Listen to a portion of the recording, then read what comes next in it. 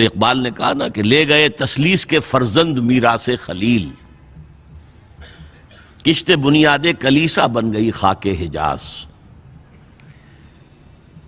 تسلیس کے فرزند میراث خلیل لے گئے تھے، بیت المقدس ان کے کروسیڈرز کے قبضے میں آ گیا تھا 1099 میں، اور رہا تھا 1187 تک، 88 ایئرز۔ لے گئے تسلیس کے فرزند میراث خلیل، تو میراث موسوی جو تھی وہ منتقل ہو گئی محمد رسول اللہ صلی اللہ علیہ وسلم اور آپ کی امت کو۔ ان کا قبلہ کینسل، یہ قبلہ آ گیا، تو سب سے زیادہ دکھ تو انہیں تھا۔ اب جو وہاں سے کاؤنٹر ریولوشنری موومنٹ آئی ہے وہ عبداللہ ابن سبا یہودی۔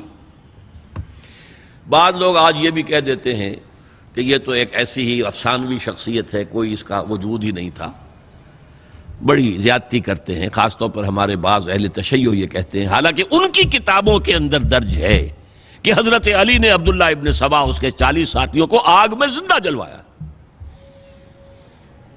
رجال کشی کے اندر دیکھ لیجئے لکھا ہوا موجود ہے۔ لیکن چونکہ کچھ لوگوں نے شیعیت کے لیے لفظ سبائیت استعمال کرنا شروع کر دیا، اس لیے وہ ڈیفنس میں کہتے ہیں نہیں سبا تو یہ تو افسانوی شخصیت ہے، سبا کوئی تھا ہی نہیں عبداللہ ابن سبا۔ نہیں، عبداللہ ابن سبا ایک شخص تھا یہودی، وہ اسلام کا لبادہ اوڑھ کر آ گیا دارالاسلام میں، حضرت عثمان رضی اللہ تعالیٰ عنہ کا عہد۔ اور ایک مغالطہ میں چاہتا ہوں کہ ان دی فرسٹ انسٹنس دفع کر دوں۔ عام طور پر اتنی غلط طریقے سے تاریخ بیان ہوئی ہے کہ حضرت عثمان کے عہد خلافت کو سمجھتے ہیں پورا کا پورا عہد خلافت غالباً فتنوں ہی کے اندر تھا اور اختلافات ہی تھے اور خانہ جنگ۔ معاذ اللہ، ایسا نہیں تھا۔ طویل ترین دور جو ہے دور خلافت حضرت عثمان کا ہے، 12 سال۔ حضرت ابوبکر کے 2.5 سال، حضرت عمر کے 10 سال، دونوں کو جمع کریں گے تو عثمان کا، اور اس میں 10 سال بالکل اسی شان کے ہیں جو حضرت عمر کے خلافت کے شان ہیں، کوئی اختلاف نہیں۔ اور فتوحات کا دائرہ بڑھتا چلا جا رہا ہے، تھمتا نہ تھا کسی سے سیل رواں ہمارا۔ اس کے آخری ایام میں یہ شخص آیا اور اس نے ایک تو یہ کیا کہ پرانی جو قبائلی عصبیت تھی اس کو زندہ کیا۔ خلافت تو بنو ہاشم کا حق ہے، محمد ہاشمی تھے صلی اللہ علیہ وسلم۔ ہاؤ کم یہ ایک بنو امیہ کا شخص کیسے بیٹھا ہے؟ دیکھیے اس شخص نے کتنا انتظار کیا۔ حضرت ابوبکر بنو امیہ میں سے نہیں تھے، لہذا یہ فتنہ اس کے خلاف نہیں ہو سکتا تھا، کیونکہ چشمک جو تھی وہ بنو امیہ اور بنو ہاشم کی تھی، بڑی پرانی تھی۔ یہ بڑے برابر کے یہ دو کلینز جو تھے مد مقابل تھے ایک دوسرے کے، باقی چھوٹے قبیلے تھے، بنو تیم ہیں، بنو عدی ہیں، لیکن مقابلہ تھا بنو امیہ اور بنو ہاشم کا۔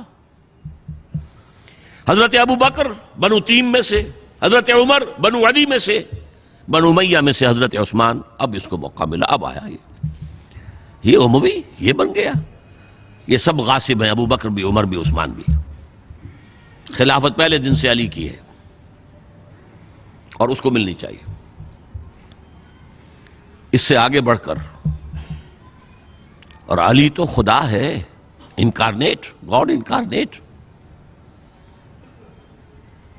یہ اس کا عقیدہ جو اس نے پھیلایا۔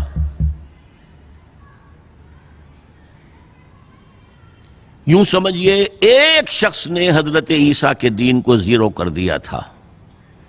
لوگ مانتے نہیں کہ ایک شخص اتنا کچھ کر سکتا ہے۔ یہودی اور سازشی ذہن، ان کی صلاحیت اور ذہانت۔ ایک شخص تھا پال، حضرت عیسیٰ کو خدا کا بیٹا بنانے والا، وہ توحید ختم، تسلیس آ گئی۔ شریعت کو ختم کرنے والا وہ حضرت عیسیٰ کہہ کر گئے تھے تم پر شریعت موسوی نافذ رہے گی، اس نے کہا نہیں، ایبروگیٹڈ، نو شریعہ۔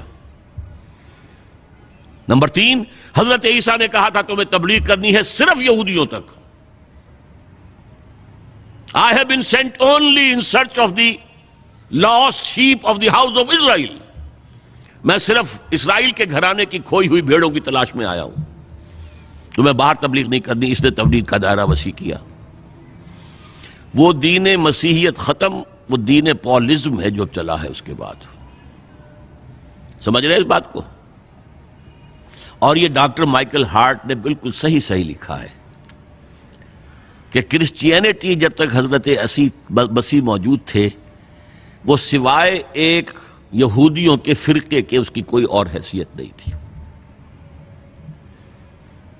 لیکن پال نے اسے ایک انڈیپینڈنٹ دین بنایا۔ ایک شخص کی کارروائی ہے یہ ساری، اور آج پوری دنیا، پوری عیسائی دنیا اسی پر ہے، تسلیس پر بھی، اور شریعت ختم، اور دعوت جو ہے کرتے پھر رہے ہیں پوری دنیا کے اندر۔ اسی طرح اس نے کیا، قبائلی عصبیت کو چھیڑا اور حضرت علی کا مبالغہ کیا یہ خدا ہے، اوتار، گاڈ انکارنیٹ۔ تیسرا کام کیا کیا کہ حضرت عثمان رضی اللہ تعالی عنہ اور ان کے جو عاملین تھے، گورنر کوفے کا ہے، گورنر شام میں دمشق میں ہے، گورنر مصر میں ہے، ان کے خلاف پروپیگنڈا شروع کیا۔ یہ بیت المال میں خیانت کر رہے ہیں، یہ غبن کر رہے ہیں، یہ اپنے عزیزوں کو جو ہے پال رہے ہیں، ان کو دے رہے ہیں، وہ اقربا پروری کر رہے ہیں، اور یہ کر رہے ہیں، اور ٹیکنیک کیسی عجیب۔ کوفے میں کوفے کے گورنر کے خلاف بات نہیں کریں گے، دمشق اور مصر کے گورنر کے خلاف بات کریں گے۔ اب کہاں دنیا کے پاس ذرائع تھے کہ کوئی ویریفائی کرے بھئی یہ بات صحیح ہے کہ نہیں ہے، غلط ہے، نہ کوئی ذرائع رسل و رسائل ہیں۔ اور اگر آپ کوفے میں کھڑے ہو کر عثمان نے یہ کر دیا، عثمان نے یہ کر دیا، عثمان نے یہ کر دیا، یہ کر دیا، اب کون اس کو جو ہے اس کی تحقیق کر سکے گا؟ دمشق میں گئے ہیں تو دمشق کے گورنر کے خلاف کچھ نہیں، عثمان کے خلاف، اور کوفے کے گورنر کے خلاف، اور مصر کے گورنر کے خلاف۔ مصر میں گئے ہیں تو اس کے خلاف کچھ نہیں، دمشق اور کوفے کے گورنر کے خلاف اور عثمان کے خلاف، اور پھر ہر طرف سے بلوائیوں کو لا کر گھیراؤ کر لیا حضرت عثمان کے گھر کا۔ یہ تحریک ہے جو بہت زبردست کامیابی سے ہمکنار ہوئی، یہودی سازش۔ اب تمام صحابہ کہہ رہے ہیں حضرت عثمان سے کہ آپ ہمیں موقع دیں کہ ہم ان کا سر کچل دیں۔ آپ فرماتے ہیں نہیں، یہ مجھ پر الزام لگا رہے ہیں نا، میں وضاحت کرتا ہوں۔ اپنے گھر کی چھت کے اوپر کھڑے ہو کر آپ نے کہا دیکھو یہ میں نے نہیں کیا، یہ میں نے نہیں کیا، میرے یہ احسانات بھول گئے ہو۔ حضرت علی نے مسجد نبوی میں کھڑے ہو کر جتنے الزامات لگائے تھے ان سب کی طرف سے برات کا معاملہ کیا کہ جھوٹ کہہ رہے ہو تم، عثمان پر کوئی غلطی جو ہے، کوئی خیانت ثابت نہیں۔ لیکن جنگ کی اجازت حضرت عثمان نہیں دے رہے۔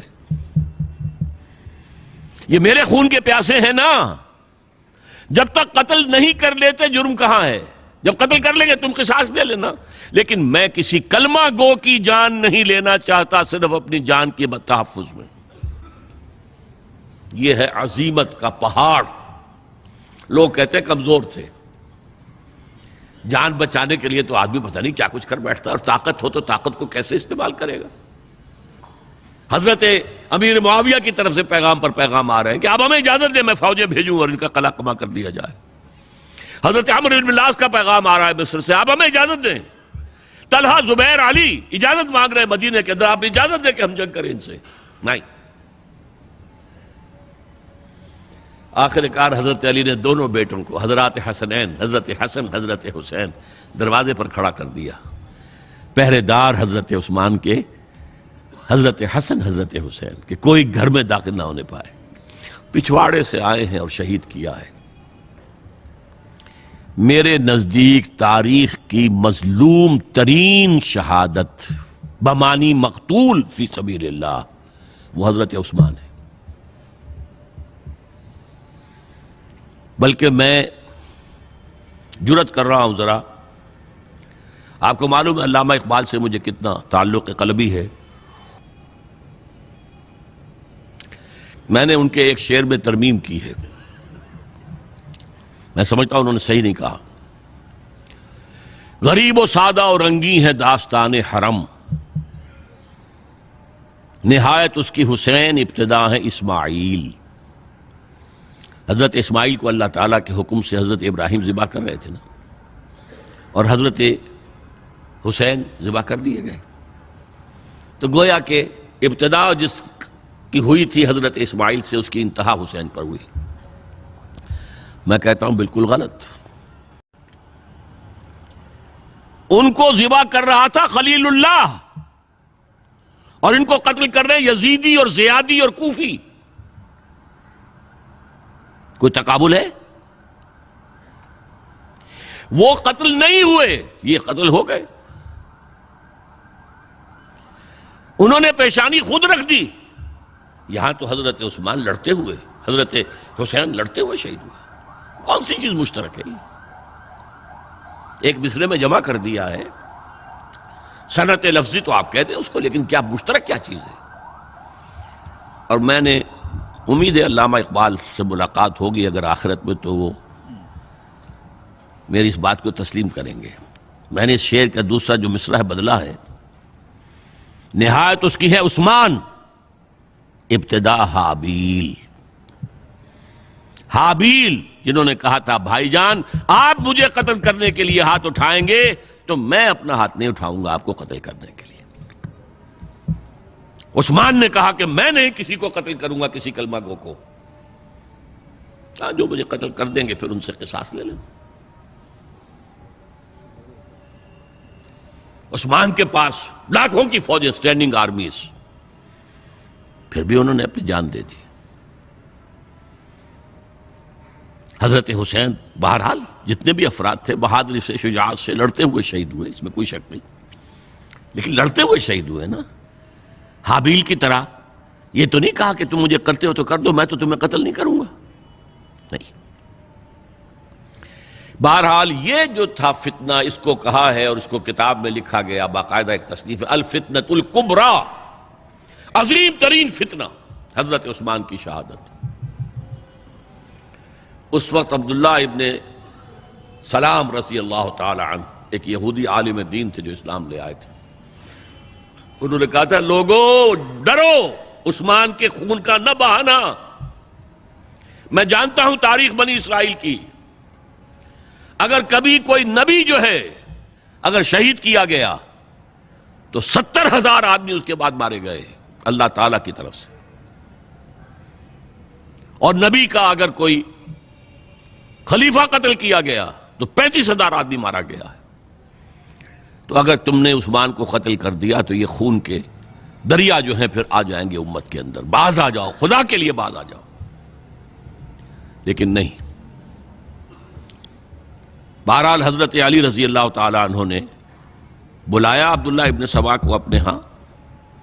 تم کہتے ہو کہ میں خدا ہوں؟ ہاں آپ خدا ہیں. توبہ کرتے ہو کہ نہیں؟ نہیں. میں تمہیں زندہ جلا دوں گا. جلا دو. تم خدا ہو، ہماری آزمائش کر رہے ہو. حضرت علی نے عبداللہ ابن سبا کو 40 ساتھیوں سمیت زندہ جلوایا. اور یہ سارا کچھ معاملہ جو ہے یہ میں نے آپ کو بتایا اہل تشیع کی کتابوں میں موجود ہے. بہرحال یہ فتنۃ الکبریٰ ہے جس کا نتیجہ کیا نکلا ہے آپ اچھی طرح سمجھیے. وہ شہادت علی الناس کا جو سیلاب جا رہا تھا، جس کی شان کیا تھی، علامہ اقبال کے الفاظ میں تھمتا نہ تھا کسی سے سیل رواں ہمارا. یہ جو سیل تھا کوئی روکنے والا تھا؟ 2 سپر پاورز تھیں اس وقت، ایران، روم.